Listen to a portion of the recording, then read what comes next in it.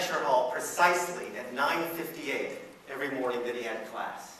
An air of confidence surrounded him as he walked to the front of the lecture hall.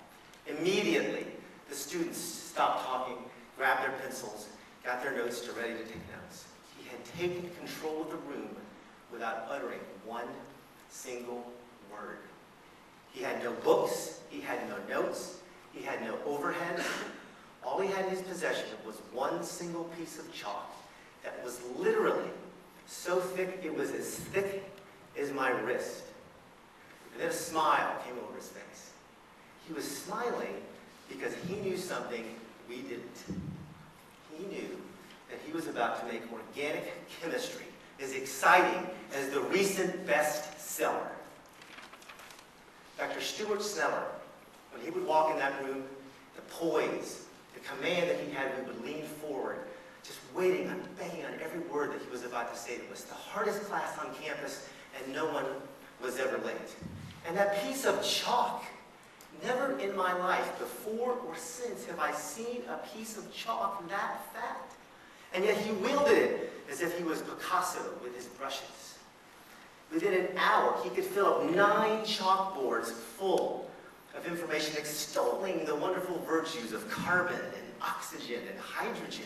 Sounds exciting, doesn't it? Good evening, my fellow Toastmasters and welcome guests. Tonight, my goal is to not tell you one story, but tell you 3 vignettes, short stories, to create a mosaic of a story so that each of you can paint a word picture in your head of the teachers and professors that have impacted your life. But let's go back to my high school.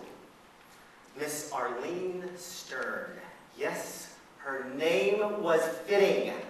Miss Stern was stern. She was mean and hard and tough and unforgiving, biology and physiology. She really wasn't a teacher. She was like an old school football coach.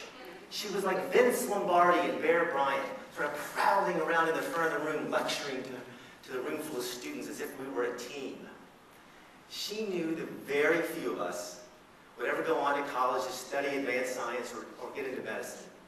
But she didn't care, because she knew the toughness that we were learning in that class was somehow, someday in college or in a job, going to come back and pay its dividends in unexpected ways.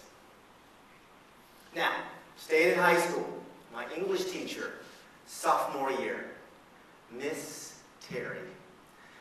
Miss Terry. She had just graduated from college. She was so young looking, people mistook her for a student in the class. And she was the complete opposite of Miss Stern. Oh, she was so gullible, and she was so sensitive. One day she was reading to us from the play Cyrano de Bergerac. She was reading it aloud to us. She got to that climactic scene in Act 5, when Cyrano has been wounded by the sword. He lay dying, and finally he confesses his love for Roxanne. She started to weep, and then she began to sob uncontrollably in front of a room full of 15-year-olds. Now remember, 15-year-old guy listening to a teacher talk about another guy who had a sword. You couldn't say his name. He was ugly. He had this long nose. And she's crying. I mean, to me, it was actually kind of funny. I couldn't help it. I began to laugh. And she's sobbing more. And I began to laugh more. And suddenly the entire room full of boys are laughing at Miss Terry. She's already hysterical over this death scene. And now we're all laughing at her. She just completely lost it. She ran shrieking and running out of the room with a trail of tears and tissue falling behind her.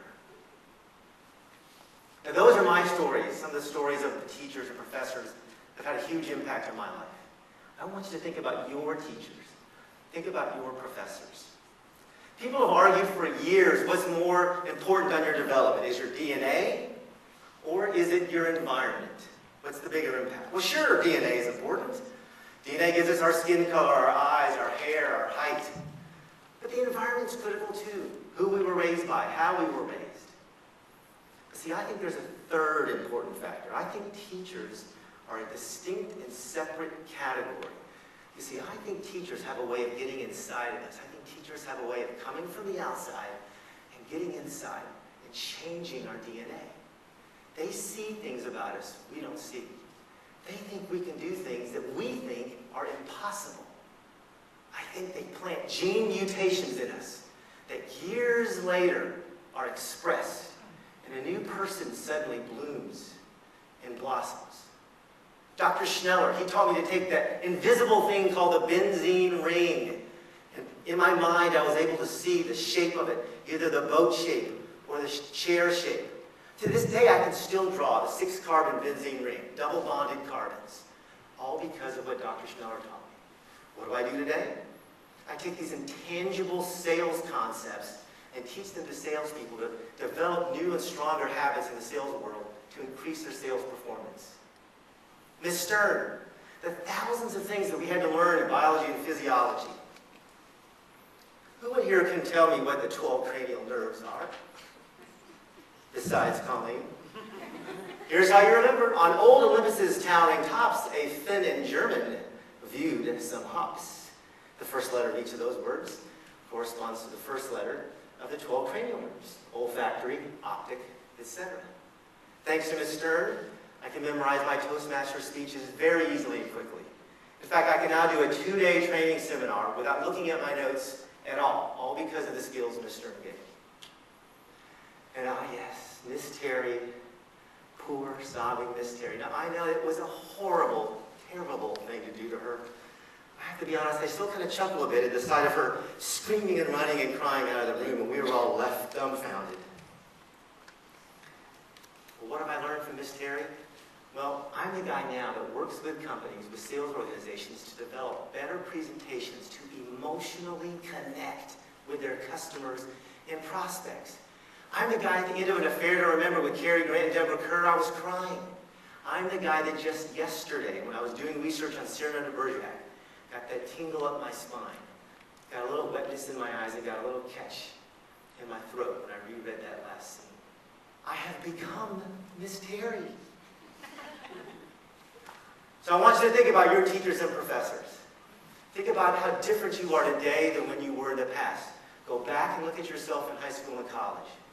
Compare that to who you are today, or where you've been today. I think if you look carefully at the path you've taken in your career, you'll see those guideposts that were planted there by your teachers.